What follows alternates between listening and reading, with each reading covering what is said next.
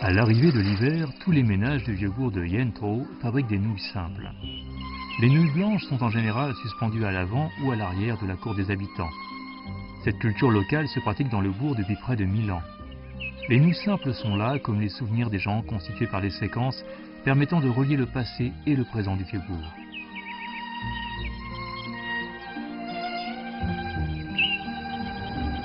À la fin de la dynastie Song du Sud, la ville de Lin'an a été prise par l'ennemi, puis l'armée yuan voulut envahir le sud. Chen Yuzhi, un Tinshi, un candidat ayant réussi à l'examen impérial, guida 800 patriotes pour construire un village au sommet de la falaise Fuzhong, à côté du bourg de Yentro, et résister ensemble à l'ennemi. En raison des soldats yuan nombreux, Chen Yuzhi a demandé à ses soldats de découper du papier blanc en forme de nouilles simples pour les suspendre sur la falaise. Cela pour confondre l'ennemi. De loin, la scène ressemblait à la préparation de la nourriture militaire en prévision de l'hiver.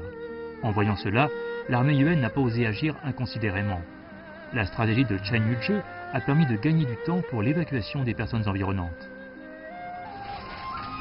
En 1278, le seul passage derrière la falaise de Fuzhong servant au transport de la nourriture a été coupé par l'armée yuan.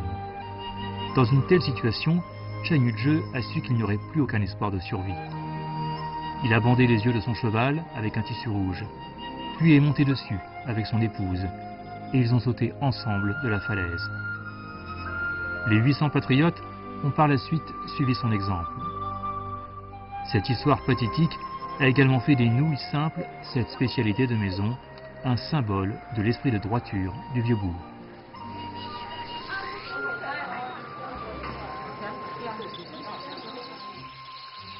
今天的岩头古镇，从它的一桥一瓦一树一滴间，依然可以感受到古风浸染下的那份从容和淡定。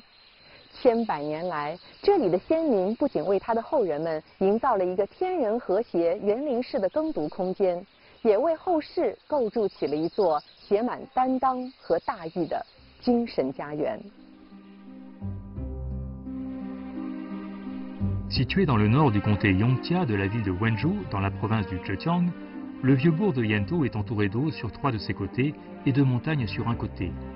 La configuration du terrain ressemble à un grand navire amarré dans le cours moyen de la rivière Nanxi.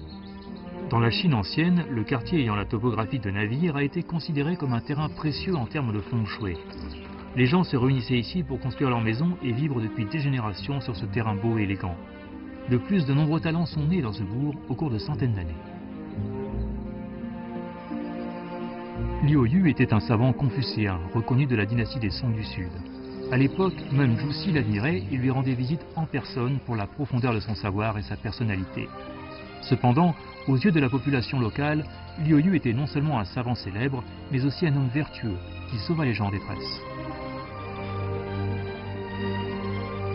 Pendant le règne de l'empereur Shaoxing de la dynastie des Song du Sud, des catastrophes naturelles rares ont eu lieu l'une après l'autre le long de la rivière Nanxi, ce qui provoqua une très mauvaise récolte. Face à l'afflux constant des sinistrés, Liu Yu organisa la distribution de bouillie de riz pour aider les sinistrés avec toute sa famille. En même temps, il prit une décision incroyable. 他自己呢，自己上原来是禁止给人家砍的，就是呢，灾荒的时候就把自己山开放了，给他们砍柴，啊，把这个钱，这个拿来呢换粮食。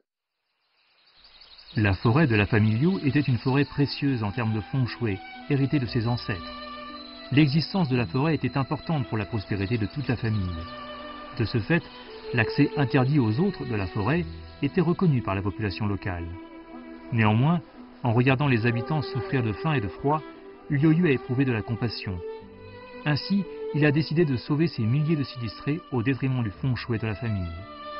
Cependant, la nourriture échangée contre le bois n'était pas suffisante pour résoudre le problème de faim de tous les sinistrés, alors que Liu Yu avait déjà dépensé toutes ses économies dans l'effort de secours. À court d'options, il a dû hypothéquer toutes ses résidences et terrains agricoles au gouvernement.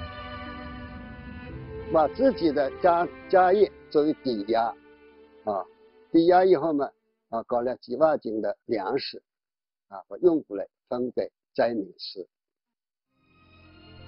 Après la récolte de l'automne suivant, Liu Yu a utilisé les aliments de la famille pour rembourser les emprunts à l'État. D'innombrables sinistrés ont passé la famine en toute sécurité grâce à son aide. Parmi les légendes circulant dans le bourg, il y a encore beaucoup d'histoires sur l'aide généreuse de la part de Liu Yu aux pauvres. Historiquement, la rivière Nanxi est la seule voie d'eau majeure menant à Wenzhou dans la montagne de Yongqia. Une année, alors que Liu Yu allait au village de Tiaozhang, près du bourg de Yantou, il entendit dire qu'en raison du manque de bateaux dans le quartier, les villageois étaient obligés de patauger dans la rivière. Certains s'étaient même noyés. Il a immédiatement fait don de fonds pour la fabrication de bateaux, la construction de quais, puis embaucha des gens pour conduire ces bateaux.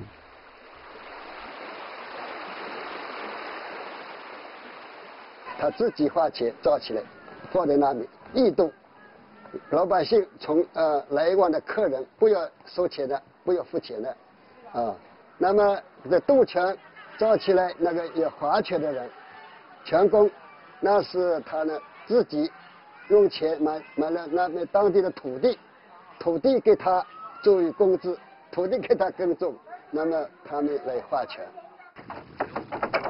Les bateaux gratuits construits par Liu Yu ont facilité la vie des habitants des villages voisins. Son acte de bienfaisance a également été transmis de génération en génération par les habitants de Yantou. Depuis des centaines d'années, cet acte a perduré jusqu'en 1952, quand la route a été ouverte. Le transport en bateau sur la rivière a alors été progressivement abandonné dans le village de Tiaozhang. La rivière de Nanxi est longue de 150 km.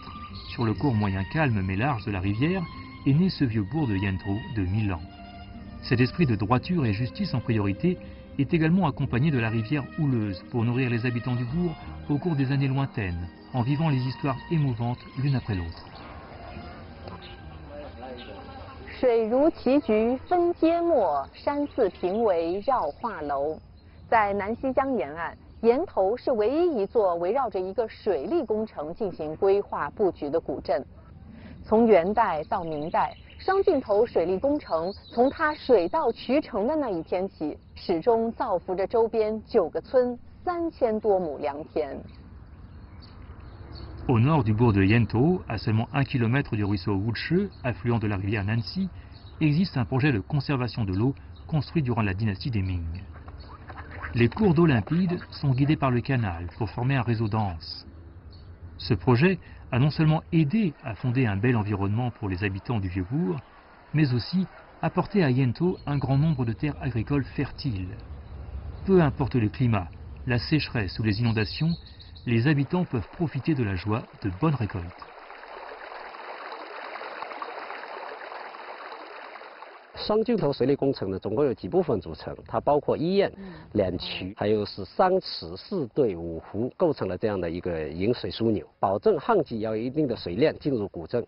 那么在雨季的时候呢，大部分的水还是从无池溪流走。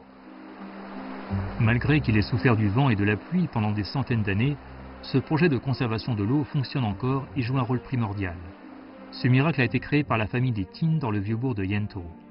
Pendant la dynastie des Song, la famille des Tin, venant de la région des plaines centrales, a déménagé ici. Suite au développement sur plusieurs générations, la famille des Tin est devenue de plus en plus large, avec un grand nombre de terres fertiles à disposition. Durant les années du règne de l'empereur Tiating de la dynastie des Ming, la famille des Tin a découvert que les installations de conservation de l'eau du bourg ne pouvaient plus répondre aux besoins des habitants de l'époque. Lors de la saison de sécheresse, l'eau dans le fossé de dérivation était en pénurie, tandis que lors de la saison des pluies, l'eau était perdue sans être conservée. De ce fait, la production agricole était largement influencée. 随着经济社会的发展，人口的急剧增加，在明朝嘉靖年间，金氏八世祖金永璞的带动下面，有规划的进行大规模的建设。Qin Yongpu décida d'effectuer une rénovation à grande échelle du fossé de dérivation original. Afin de ne pas affecter la plantation au printemps ni en été, les travaux du barrage ont dû être réalisés en hiver. Le niveau du ruisseau glacé dépassait le genou, ce qui rendait le travail très pénible. Avec les villageois, Qin Yongpu travaillait toute la journée dans l'eau, souffrant de douleurs inimaginables. Bien qu'il n'ait pas gaspillé un seul moment de repos, l'avancement du projet fut beaucoup plus lent que prévu. Les dépenses étaient de plus en plus importantes, mais Qin Yongpu n'a pas voulu y renoncer.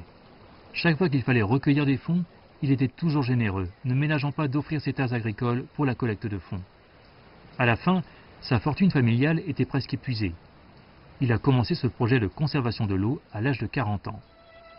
En raison du surmenage, à l'âge de 56 ans, Qin Yongpu n'a pas pu attendre jusqu'à ce que les travaux soient finalisés et quitta ce monde. Avant son décès, il a confié à son fils la tâche de continuer à restaurer le canal. Une autre quarantaine d'années plus tard, en 1565, ces travaux renommés aujourd'hui comme le système d'irrigation de Diutianyen dans le sud du Zhejiang furent finalement achevés. Avec les outils les plus primitifs, à la force des mains et des épaules, les générations de cette famille ont réussi à construire 5 lacs artificiels et un canal d'une longueur de plus de 10 km dans le vieux bourg. Ce système a non seulement permis l'irrigation d'1 millier d'acres de terre fertile dans les 9 villages environnants, mais a également créé pour les descendants un espace de vie où le ciel et l'humain existent en harmonie.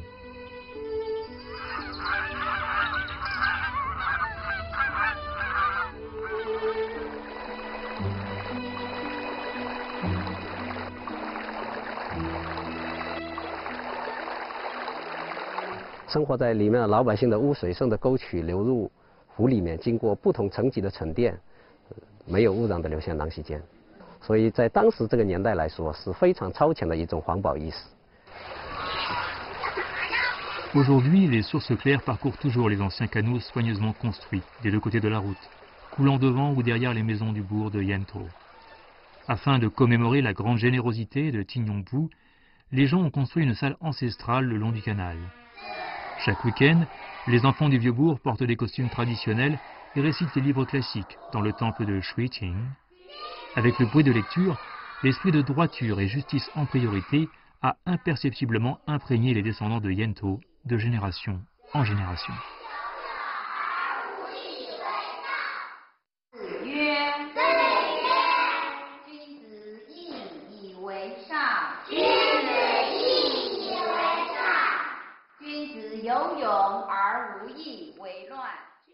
义字上面的繁体字呢，它是上面一个阳字头，下面是一个我字。阳表示美，表示善的，而这个我就是表示义，是从我们内心本性中生出来的。人的本性是真善美，义以为上就是把义放在第一位的，大家都能活得很幸福和谐。 这就是君子的一个理想，也是君子人生的一个价值所在。所以他为什么要以义为上呢？因为合乎义的人生才是敞亮的人生，才是旷达的人生。 Yento a été l'un des carrefours des voies navigables de Wenzhou à Hangzhou depuis l'Antiquité. À la fin du 19e siècle, le pays a ouvert ses portes aux commerces internationaux. Le sel de mer produit dans la baie de Yueting a été transporté à travers le bourg de Yantou à destination de la région du Nord. L'économie marchande du vieux bourg s'est rapidement développée. Le peuple de Yantou a construit cette rue commerciale sur ce barrage. À l'arrivée du soir, une bougie devant chaque magasin sera allumée pour éclairer le passage des piétons. Durant les nuits d'été, sur les deux côtés du barrage, on peut trouver de nombreux porteurs. Cette longue promenade de la rue Li Shui est devenue un hôtel gratuit pour que ces porteurs puissent économiser les frais de logement. Dans les années 30, Yantou est devenu un grand bourg commercial où les habitants étaient tous riches. Après le baptême des années, le vieux bourg de Yantou d'aujourd'hui montre au public un style élégant et calme. Les anciens champs de bataille, fondés par les patriotes de l'époque pour la résistance à l'armée Yuan, sont devenus un parc forestier verdoyant. Tous les 3 ou 4 jours, Lu Caihua, qui vit dans le bourg de Yantou, prend une route de montagne pendant près de 2 heures pour rendre visite à sa mère âgée qui habite toute seule au sommet de la montagne Nanya.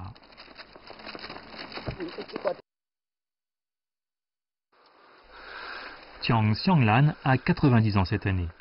Il y a 20 ans, en raison d'un mauvais entretien, la seule vieille route qui mène à la montagne était endommagée en beaucoup d'endroits, ou était couverte de mauvaises herbes. À l'époque, il y avait encore des habitants qui plantaient sur la montagne Nanya. En montant ou en descendant, le trajet des gens était plein de dangers. De ce fait, Tiang Xianglan, âgé de 70 ans à l'époque, a décidé de réparer cette vieille route.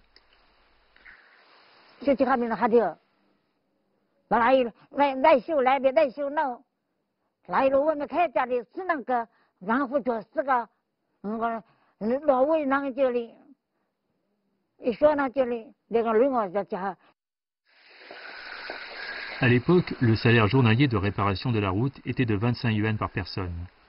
Ces travaux ayant duré 3 ans, ils ont fait dépenser à la personne âgée presque toutes ses économies. Une fois les travaux terminés, Tiang Xianglan était inquiète du fait que les gens risquaient de tomber en raison de la route rendue glissante par les feuilles mortes après la pluie. Elle alla donc à la montagne pour nettoyer la route dès qu'elle en avait le temps.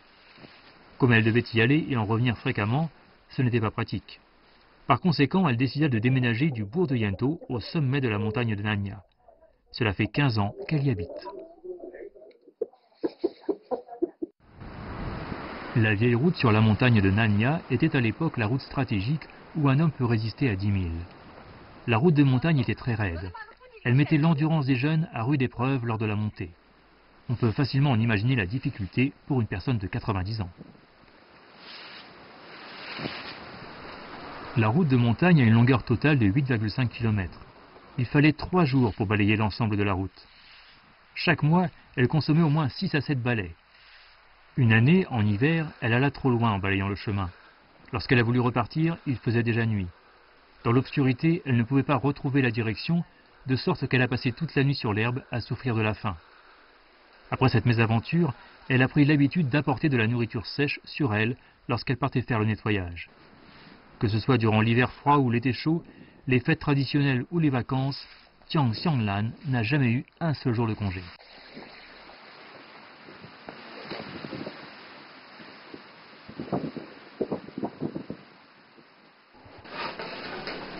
Ses enfants voulaient tous persuader leur mère âgée de retourner vivre dans le bourg de Yantou, mais à chaque fois, ils échouaient. Avec de l'argent que ses enfants lui ont donné pour la vie quotidienne, cette dame âgée n'a pas acheté plus de nourriture pour elle-même, au contraire. Elle a dépensé la plupart de son argent pour l'achat des outils de nettoyage.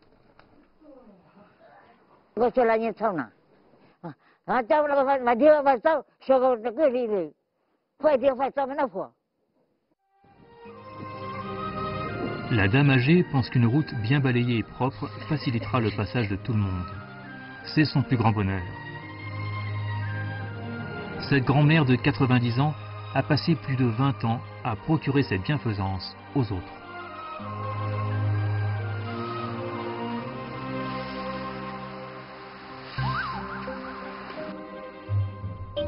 Les caractéristiques uniques d'un environnement local donnent toujours des caractéristiques spéciales à ses habitants.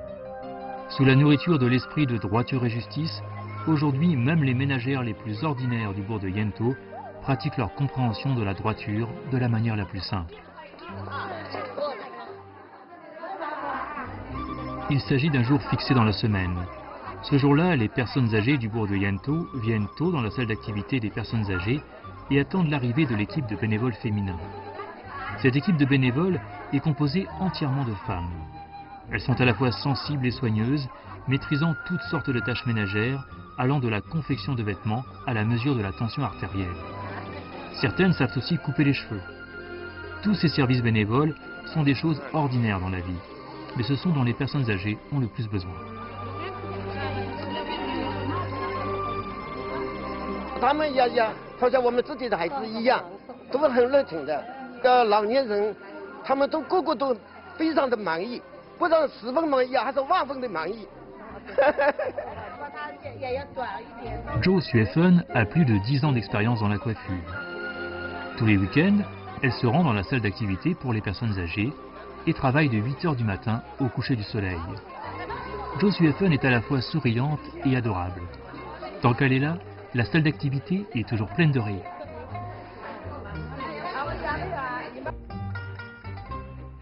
听到我们做义工人，他就哇塞，大家人都高兴。那妈妈你去做，我老公就帮我家里你辛苦一点。我真的有点感动哎，我的老公真的很好哎，本来是个粗人啊哦，他说那你走啊，我头挖不下去，我把鞋子圈起来。他说衣服拿过来，我说我去了。他说你小心，我说好，拜拜。真的很好，我家里人很支持我的。 Pour ces bénévoles, les visages souriants des personnes âgées sont la source de leur bonheur. Les habitants de Yento, attachant de l'importance à la droiture, ils ont apporté une ambiance chaude et un goût heureux à ce petit vieux bourg. 不是说义只有那些知识人才有，普通老百姓、小老百姓都有，它是平等的，人人都有。当他们从这个每天为自己计算这个小的这个斤斤计较、患得患失的人生中解脱出来，他冲破了这个自私的束缚，到了个义工的环境中，他才真正顺了本性在走。他其实是一种解放的快乐，是一种内在的对自己的一种点赞的状态。正因为他是发自内心的要去做这个工作，所以他苦也是乐的。这就正好说明人性中确实有这个义的内在需要。 Les habitants de Yento ont toujours gardé la coutume de préparation gratuite du thé. Chaque année, à partir du début de l'été jusqu'à l'arrivée du givre, selon les saisons chinoises, durant plus de 6 mois, chaque jour, une famille a la tâche de faire du thé gratuitement pour que les passants puissent en boire. On dit que c'était la règle transmise par la famille des Tin pendant la dynastie des Qing. Le petit pavillon sur la tête du pont à Shuangtuntro a été fondé à côté de l'ancienne route de la Poste. Au cours de l'histoire, les gens, après un long voyage, venaient boire une tasse de thé ici pour se reposer. De plus, les agriculteurs, après leur travail, assoiffés et fatigués, buvaient du thé ici. Âgée de 62 ans cette année, Jo Xiaohong est une enseignante retraitée de l'école primaire de Yento. Bien que l'activité du thé gratuit s'organise seulement une fois par an, elle y a déjà participé 20 fois. 今天轮到我烧，我是5点钟就开始烧，有的呢还更早，有的人呢就是3点钟就开始烧。我呢是5点钟开始烧，已经烧了5、6锅了。那在忙的时候，比如说是夏季收割的时候，我们最多就要烧10几锅茶。 Chaque année, les personnes âgées sympathiques du bourg de Yento vont écrire à l'avance les dates et les noms des personnes qui préparent du thé gratuit sur un papier. Ils le collent ensuite sur la poutre du pavillon du thé. De plus, ils vont coller une lettre d'invitation à faire du thé sur la porte de chaque famille dont c'est le tour de préparer du thé. La date de la préparation est aussi inscrite sur cette lettre d'invitation. 我就怕自己忘记了，就拍在手机上，这一天就贴了，贴在家里每个门上都有。比如说是8月27一日茶，这个一日茶，这一天就是我来弄的。 La famille responsable de la préparation du thé gratuit le lendemain va attacher une importance particulière à cette journée. Il ne faut absolument pas oublier cette date, ni préparer moins de thé que nécessaire. Une fois, Jo Xiaohong s'est levé tôt le matin pour bouillir 2 grands pots de thé. Selon ses expériences précédentes, le volume du thé était suffisant pour la consommation de toute la journée. À midi, avec son mari, Zhou Xiaohong a remarqué que les gens venant boire du thé étaient de moins en moins nombreux. Ils ont alors décidé de retourner à la maison pour faire une sieste. Mais ils ne s'attendaient pas à ce que les 2 pots de thé soient rapidement consommés.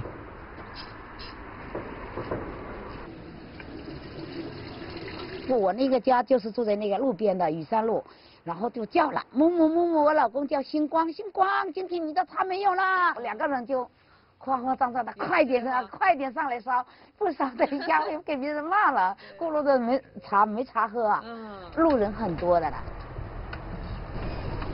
Il y a un autre endroit dans le bourg de Yento où du thé gratuit est offert. C'est le pavillon de repos situé à l'extrémité sud de la rue Li Shui. Chaque jour, il y a un foyer qui se charge d'offrir du thé aux gens. Pour les habitants du Vieux-Bourg, faire du thé gratuit n'est pas seulement leur responsabilité. Cela montre aussi l'importance qu'ils attachent à l'héritage culturel. 老祖宗的光荣传统留下来给我们的，我们一定呢，下一代把祖祖辈辈的事情要传下去。 Parmi les gens qui sont venus boire du thé gratuit dans la rue de Li Shui, il y a les 3000 commerçants ambulants du passé et la foule de touristes de nos jours.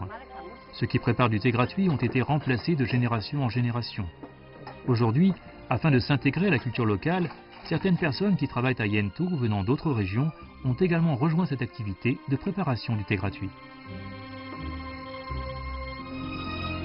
种艺是岩头人心中不成文的族规家训。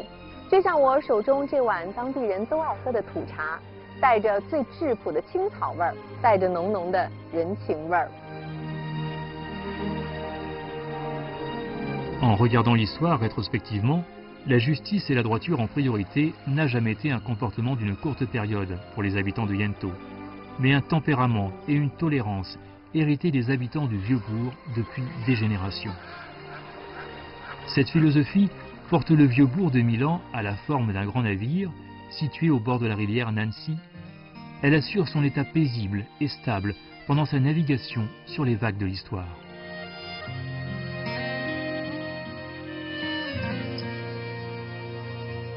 我知道你的视线从不曾离开过我的背影，记得我那一天不敢回头，只怕会撞见你流泪的眼睛。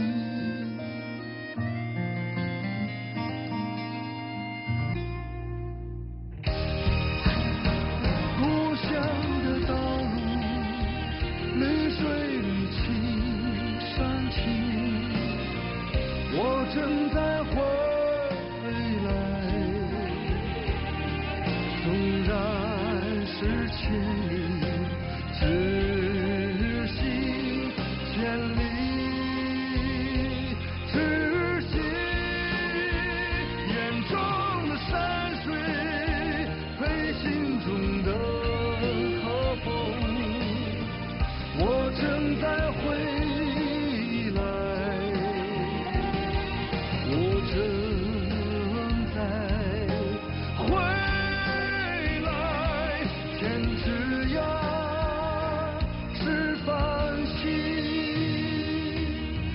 只要是繁星。